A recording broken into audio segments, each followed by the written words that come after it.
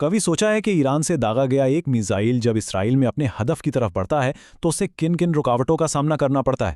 یہ کوئی سیدھا سادہ سفر نہیں ہے بلکہ ایک ناقابل یقین حد تک مشکل چیلنج ہے۔ چلیں آج اس میزائل کے سفر کا جائزہ لیتے ہیں۔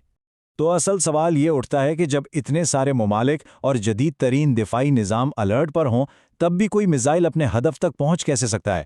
یہی وہ گتھی ہے جسے آج ہم اس دفاعی بھول بھلیا کو ایک ایک کر کے پرت در پرت کھول کر سلجھائیں گے۔ اچھا، تو اس پوری کہانی کو ایک میزائل کے نقطہ نظر سے دیکھتے ہیں۔ ذرا تصور کریں اسے ابھی لانچ کیا گیا ہے اور اس کا سفر شروع ہوتے ہی اسے دفاع کی پہلی دیوار کا سامنا کرنا پڑ جاتا ہے۔ جیسے ہی یہ میزائل فضا میں بلند ہوتا ہے نا، یہ فوراً دفاع کی پہلی لکیر سے ٹکراتا ہے، اور یہ کوئی ایک دفاعی نظام نہیں بلکہ اسے روکنے کے لیے تیار رکاوٹوں کا ایک پورا جال ہے۔ اس بیرونی حلقے کو یوں سمجھے کہ یہ 3 الگ الگ دفاعی نظاموں کی ایک تکون ہے۔ یہ مختلف جگہوں سے کام کرتے ہیں لیکن ان سب کا مقصد ایک ہی ہے، اس میزائل کو اس کے ہدف تک پہنچنے سے پہلے ہی ناکارہ بنا دینا۔ یہاں سب سے دلچسپ بات پتہ کیا ہے؟ وہ یہ کہ یہ دفاع کتنا مربوط ہے۔ یعنی ایک طرف عراق میں امریکی سسٹم، دوسری طرف آذربائیجان میں اسرائیلی سسٹم، اور پھر خلیج فارس میں امریکی بحریہ۔ یہ تینوں مل کر ایک زبردست ابتدائی دیوار بناتے ہیں۔ چلیں فرض کرتے ہیں کہ ہمارا میزائل اس ابتدائی حملے سے بچ نکلا، لیکن سفر ابھی ختم نہیں ہوا۔ اب اسے کئی اتحادی ممالک کی فضائی حدود سے گزرنا ہے، اور ہر ملک کا اپنا ایئر ڈیفنس سسٹم ایک نیا چیلنج بن کر سامنے آتا ہے۔ تو یہ ہے دفاع کی دوسری بڑی لہر۔ یہ وہ ممالک ہیں جو میزائل کے راستے میں آتے ہیں اور ان کے اپنے فضائی دفاعی نظام ہیں جو کسی بھی خطرے کو فوری طور پر بے اثر کرنے کے لیے ہر وقت تیار رہتے ہیں۔ اب دیکھیں، یہ وہ 5 خلیجی ممالک ہیں جن کے اوپر سے اس میزائل کو گزرنا پڑ سکتا ہے۔ اگر میزائل ان میں سے کسی بھی ملک کی فضائی حدود میں داخل ہوتا ہے تو وہاں کا دفاعی نظام اسے روکنے کی پوری کوشش کرے گا، جس میزائل کے لیے ایک اور مشکل مرحلہ ہے۔ اور اگر میزائل ان سب سے بھی بچ نکلے تب بھی اسرائیل تک پہنچنے سے پہلے اسے دفاع کی ایک آخری علاقائی لکیر کا سامنا کرنا پڑتا ہے۔ اس میں خطے میں موجود بحری جہاز اور پڑوسی ممالک کے دفاعی نظام شامل ہیں۔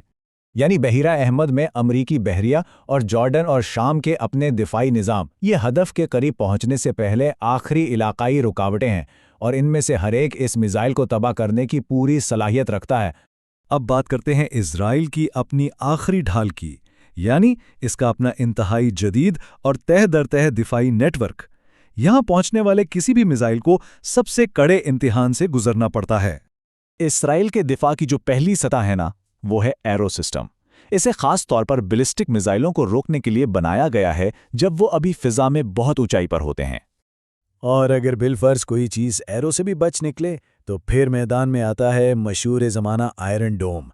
یہ سمجھیں کہ قریب آنے والے خطرات کے خلاف یہ آخری دفاعی دیوار ہے اور اسرائیل کی دفاعی شیلڈ کا سب سے مشہور حصہ۔ تو سوچنے کی بات یہ ہے کہ جب ایک میزائل ان تمام رکاوٹوں کو کامیابی سے پار کر لیتا ہے تو اس کا اصل مطلب کیا ہے؟ یہ صرف ایک کامیاب حملہ نہیں بلکہ یہ حملاور کی تصویراتی صلاحیتوں کا ایک بہت بڑا ثبوت ہے۔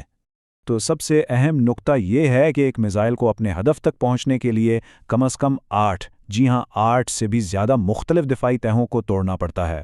یہ واقعی ایک حیران کن تعداد ہے اور اس چیلنج کی پیچیدگی کو بالکل واضح کرتی ہے۔ آئیے ان تمام دفاعی تہوں پر ایک بار پھر سے نظر ڈالتے ہیں۔ عراق، آذربائیجان، خلیج فارس، پھر وہ 5 خلیجی ممالک، بحیرہ احمر، اردن، شام، اور آخر میں اسرائیل کے اپنے ایرو اور آئرن ڈوم سسٹم۔ واقعی یہ ایک ناقابل یقین دفاعی جال ہے۔ اور یہی بات ہمیں اس تجزیے کے سب سے اہم نتیجے پر لاتی ہے۔ اگر ان تمام دفاعی نظاموں کے باوجود ایران کا میزائل اسرائیل کو نشانہ بنا سکتا ہے تو اس کا مطلب بالکل صاف ہے کہ ایران نے کچی گولیاں نہیں کھیلیں۔ اسے نظر انداز کرنا ایک بہت بڑی بھول ہوگی۔ تو آخر میں یہ سوال رہ جاتا ہے، جب کوئی ملک اتنے جدید اور تہ در تہ دفاعی نظام کو ناکام بنانے کی صلاحیت کا مظاہرہ کرتا ہے تو یہ پورے خطے کی سیکیورٹی اور طاقت کے توازن کے مستقبل کے لیے کیا معنی رکھتا ہے؟